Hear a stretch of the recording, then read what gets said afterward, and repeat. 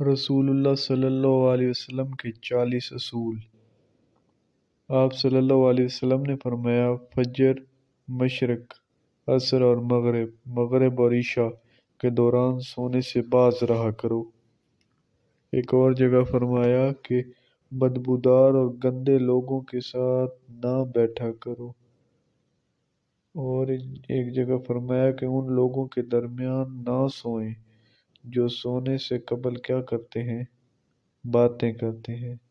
ایک اور جگہ فرمایا کہ تم بائیں ہاتھ سے نہ کھاؤ بلکہ دائیں ہاتھ سے کھانا کھایا کرو۔ منہ سے کھانا نکال کر نہ کھاؤ، اپنے کھانے پر اداس نہ ہوا کر، یہ عادت ہمارے اندر ناشکری پیدا کرتی ہے۔ ایک اور جگہ آپ صلی اللہ علیہ وسلم نے فرمایا کہ گرم کھانے کو پھونک سے ٹھنڈا نہ کرو۔ آپ صلی اللہ علیہ وسلم نے فرمایا کہ اندھیرے میں کھانا مت کھایا کرو، کھانے کو سونگھا نہ کرو، کھانے کو سونگھنا بد تہذیبی ہوتی ہے۔ منہ بھر کے نہ کھاؤ کیونکہ اس سے معدے پہ ذمہ داری بڑھ جاتی ہے۔ ہاتھ کے کڑاکے نہ نکالا کرو، جوتے پہننے سے قبل اسے جھاڑ لیا کرو۔ نماز کے دوران آسمان کی طرف نہ دیکھا کرو۔ رفع حاجت کی جگہ یعنی کہ ٹوائلٹ میں مت تھوکو۔ لکڑی کے کوئلے سے دانت صاف نہ کرو۔ آپ صلی اللہ علیہ وسلم نے فرمایا کہ اپنے دانتوں سے سخت چیز مت توڑا کرو۔ ہمیشہ بیٹھ کر کپڑے تبدیل کرو۔ دوسروں کے عیب تلاش نہ کرو۔ بیت الخلاء میں باتیں نہ کیا کرو۔ دوستوں کو دشمن نہ بناؤ کیونکہ ہم اپنے افعال اعمال سے اپنے اچھے دوستوں کو بھی دشمن بنا لیتے ہیں۔ دوستوں کے بارے میں جھوٹے قصے بیان نہ کیا کرو۔ رسول صلی اللہ علیہ وسلم نے فرمایا، اس طرح بولو کہ دوسروں کو آپ کی بات کی پوری طرح سمجھ آ جائے۔ چلتے ہوئے بار بار پیچھے مڑ کر نہ دیکھو۔